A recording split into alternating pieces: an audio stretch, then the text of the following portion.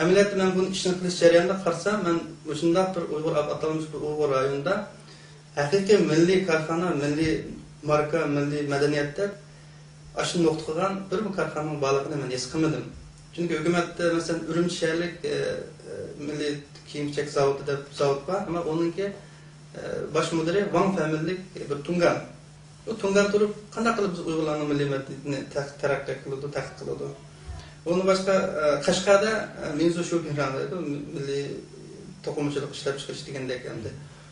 O yaniki mudiri ataqda bir Uyg'urni zavod mudiri qilib qo'ygan, amaliyot butun moliya u bormi, huquq Xitoylarning qo'lida. Unda bo'lgan bu odam bir moliyadan o'zi bir pilab bir 200 pul elib Uyg'urlar uchun ishlatolmaydi. Unda bo'lgan qarsangiz Uyg'urlarning butun naqsh u butun o'zimizningki koni madaniyatimizda yangi zamon madaniyatini birlashtirib bunda bir moda milliylar bir yarışımlıq bir narsa ishlab chiqarish o'zimizning maqsadlar nol degan gap. Men bu bozorga kirgandan keyin bu texnik qiziqdim. Qiziqib men bunga o'zimning bir vijdoniy burchim deb bilib bu jarayonda nurg'un xizmatlarni qildim. Butun Uyg'urlarning badan, masalan, badan qurilmasini o'lchab Uyg'urlarga xos keladigan bir xil ham O'rta Osiyo Turkiy millatlarining badaniga xos keladigan milliy rasmni ijod qildik. Hanzularning kere mesela Asya razmisi deyimiz bu mörüskesi yeni kelmeydiğen bazı bir ahvallarını biz tuzib çıktık. Demek mesela abim gibimin ahırda bu Devletlik Milli İşler Komitesi'nin gibi müdürü bu vansıdan bu milli sanatimiz doğruluk söz aşka vaktinde ben kulüp bitip bu ahvallarını uçuk dedim. Mesela bu ahvallar şu, sizler devlet siyaset bergen karkalan ahvalı bu. Ama ben oylab baksam ben şu Uyg'urlarga şu vaqtda milliy madaniyat yusidan kiyim-kechak sohasi bilan menlar bir tane chiqib qoldim bu ishga. Shuning uchun sizlar yaxshi yordam bersanlar, biz bu milliy kiyim-kechak jihatlarda vatanda yomon cho'ng bir yo'qolish bo'ldi deganda bu odam nihoyat afsuslangan asosda mening ba'zi savollarimga oddiysi o'zi bir qanotlanadek javob berolmay, eng oxirida "Ey G'ayrat apandim, men Cumhuriyet Cumhuriyeti yaman ya bo'lmasa Janzamin efendim yaman deb mesela shunday desam sen loyiq ko'ramsan deb mening so'zlarim herhalde o odamni qisqa birga olib o adam oxirida shu ikki gap bilan so'zni oyoqlashtirdi. Demak qo'llashga erishmadingiz. Erishamadim, ammo o odam o'zi nihoyatda menga nima deymiz bir istashga asosda men Cumhuriyet Komünistik Partiya yaman ya bo'lmasa Janzamin efendim yaman desam siz qanoatlanamsiz degan bir so'zni oyoqlashtirdi. Onu külüp ketdim. Demek ben şunu düşündüm ki bir devletin milli işler komitesi işlatgan bir efendim özünün komünistik partisini ne kadar söymeydiganligini şu sözden özünün liderleri tartib söymeydiganligini şu sözden ibarət turda bo'lema. Ko'p rahmat Baxtiyor efendim. Gap boshqa yerlarga yetib qolganlardan. Men Sizlardan bir şeyde benim bilişimde kiyim-kechak ticaret bilan shug'ullatyapsiz. Siz şu burunqi şu Uyg'ur milliy kiyim-kechaklarni bir şeyga bir bozor serish bir xiyol bo'lib baqdingizmi? Ya'ni o'ylashib baqdingizmi yoki? Albatta bo'ldi. Chunki bu Yevropa degan vatandagi vaqtlarimizda bu bir millatni tashkil topgan bir davlatlar bo'lg'achqa, bu masalan ingliz medeniyeti, bu Avrupa medeniyeti, cümleten bu Fransız medeniyetiga o'z vaqtida qiziqib bularning kiyim sohasida Fransiya bilan Italiya desa bu markani xalqaro to'naydi. Vatanlarda biz bir İtalya'nın ya bo'lmasa Fransiyaning desa nihoyatda jiq pullarga kiyim-kechaklarni sotib oldik. Albatta menimki vatandan ma'lum sabablardan kelib chiqqan bu amaliy ahvol bu yerga kelgandan keyin bu masalan ishni noldan boshlab aynan bu yangi siyaset emniyeti erkin bo'lgandan keyin bitirishyapmiz. Xudoyim buyursa bir kelgusi yaqinqi vaqtlarda men bir o'zim bir markamni chiqarsam o'zimning kiyimimda biraz milliy puroq bir o'zimizniki bir milliy puroq bo'lsa, undan keyin Yevropaniki modellari bilan Uyg'urcha naqshlarni birlashtirib bir yarışimliq bir kiyimlar ishlab chiqarsak deyman. Amaliyotda Italiyaga bordim, nurg'un yerlarga kirdim. Her bir davlat markalarda o'zimizning milliy naqshlarni masalan har qanday bozorlarda ko'ngil bo'ldi. Hech bo'lmaganda raq ustida ya bo'lmasa ba'zi bir oyoqlarning po'sullarida qarsa qadimgi ko'san naqshlari bizning Mo'y tomdagi ba'zi bir tom rasmlaridagi ba'zi bir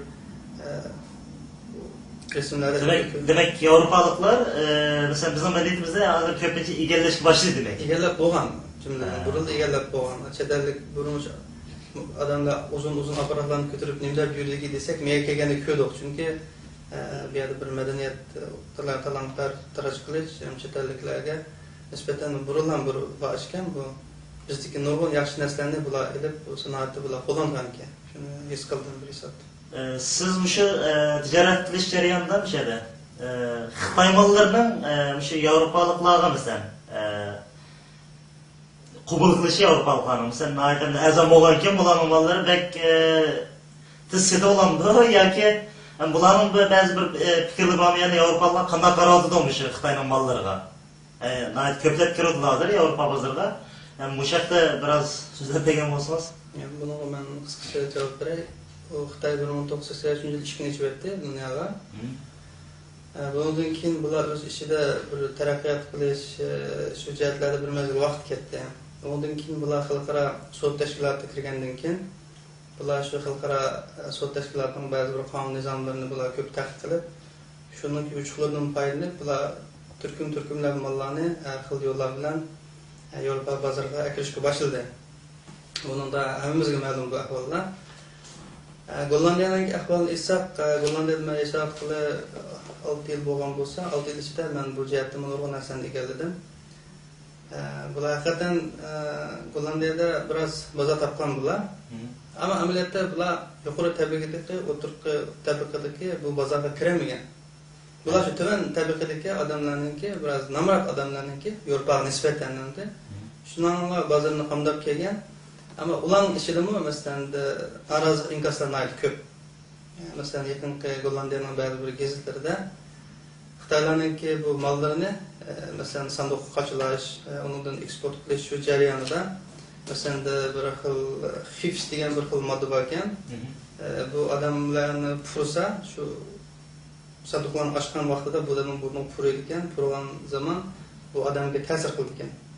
Bazı adamlarning zərlik moddalar bor ekan. Onu bu xanzurlar Xitoylar bunu şu mallarninki sübtini saqlab qilish degandek bir xil. Yani ishning mallar saqlab olganki buni chirib ketishdan oldin olganlar. Ammo bir ximiyalik ba'zi bir moddalarni ishlatib qo'ygan o'xshaydi. Men buni desam sizlar bilan shu Gollandiyalik yerlik tijoratlardan bir ahvol egalladingiz. Bular hayajon bilan so'zlab kelib zaten kollarını işaret bilen bu çokum bu işini takaş gerek çünkü biz 2 yıl burun müşteri bir kanunlarını çıkargan ama onu yaxşı emleşip bulanmağına rast ama biz çokum biz bu mallarını tosaş gerek. Ben güzel mallarının Avrupa pazarı geçti çekleş gerek değil bu. Çekleş gerek çünkü biz bu bir xatarlik degeni Gollandiyacha buna korkunçlu ya bu buna xatarlik demekçi çünkü bu bir zərlik moddalarının bayqılışı, gizlerde e'lon qilinishi bu bir necha kun ichida bo'layotgan ishlarda bu Gollandiya xalqiga nimani bishorat beryotdi. Bular bir o'qigan bu sabah odam bo'lardan mumkin bular. G'ayrat efendim hozir Gollandiyaga bu mesela Xitoylarning bozorlari ochildi, ham Xitoy do'konchilar nihoyatda ko'p keldi. Bularning tijorat ahvoli qanday? Ya'ni başka yani Türk yoksa bu Gollandiya ticaretçiler kararında bulanın malları adam olurken setiliş mesela aktarıp setilip paramda ya ki setiliş işleri kanday yani baza. Bu Avrupa'da iki xil ko'zqarashlar bor. Mesela bu ticaretçi degan hamda o'zining manfaatini birinchi o'ringa qo'ydi bir hisobda. Ba'zi bir tijoratchilar Jungoning azam mallarini elib foyda ko'rish uchun ba'zi bir Gollandiyaning qonunlariga rioya qilmay, masalan, qilayotgan Gollandiyalik tijoratchilar bor. Bu xanzurlar bilan birleşik işbirlik kurup. Siz abim bazanın ahvalını da bildiniz. Bu sırttan karşı bu bazanı Xitoylar açkanda göründü. Çünkü renk görünüş bazı bir kuruluşunun ki medeniyetine misal qarab. Ameliyatda bunu bir Yahudi adam açkan bulup bu bazanı. Bunun məqsədi bu adam bəlkə Jirahniyə yaxın oylayaldı. Şu bazanı açsam, şunu bir Xitoylarga Xitoyning malları bek azam bo'lgan ki, hammalar qarshi oldi deb o'ylagan yani. Şu niyet bilen bu bazanı açtı. Hemen anlaştılar qaraganda bir çoğun bir bayna yer ekan, o 6 milyon euro setib oldu. Setib o bazanı içip, yani bir xanzurni bunun başlık qilib ekilibdi. Ameliyatda men sizga demisam-ku, siz berib bugungi bazanın ahvolini ko'rdingiz. Ko'rdik. Nihoyatda bir kulgunishli ahvol bu. bir neçesi zadi qıdaşlıp olma ya da kort oynayotgan, qımır oynayotgan ba'zi bir ahvollarni ko'rdik. Unda bo'lgandan keyin endi men sizga demisam-ku, endi bu mahsulotning bir sapalik sapasizligida bu jahon xalq belgilaydigan bir ish. Shuning uchun menimcha bularning mahsuloti bu yerda bozor topolmaydi. Ya'ni hozir bo'layotgan taqdirda o'zingga bormaydi deb qaraysiz. O'zingga bormaydi. Buni jamiyat buning to'g'ri baho beradi. G'ayrat efendim, siz shu Gollandiyaga chiqqandan keyin shu tijorat qilishdan boshqa shu Uyg'urlarni endi bir milliy Uyg'ur bo'lish sifatingiz bilan shu Yevropaga, jumladan shu Gollandiya xalqiga bir to'ntish uchun bir faoliyatlarni elib beryapsiz. Ham bundan keyin misol qanday bir xiyollarınız bor yani? Shu Uyg'urlarni qisqasi shu Sharq Turkiston xalqining tatgan zulmlarini Yevropa xalqiga anglatish uchun qanday bir tirikchiliklarni ko'rsatishni o'ylayapsiz? Yaxshi savol bo'ldi. Albatta shu vatanning ichida bir ko'zimiz ichilib, shu vatan millat uchun azroq bir hech bo'lmaganda bir madaniyatni saqlash uchun bir ish qilaylik deb bir ishlarni qilgandan vatan satib chiqqanda albatta uni qilishga bo'lmaydi deb qarayman. Ama bu şaraitimizin pişip bitilishi, kuchimizningki ne kadar buluşa qarab turib qildigan ishlarkan bu. Oldimizdagi 1-2 yilda o'zimizga asosiy til o'rganish bu vaqtlarda o'tib ketdi. Men shu 2003-yili o'zimning o'qigan maktabimda, Horun degan shaharda shu maktab bitirish vaqtida bu butun chet ellik muhojirlarning bir madaniyat kuni bo'ldi.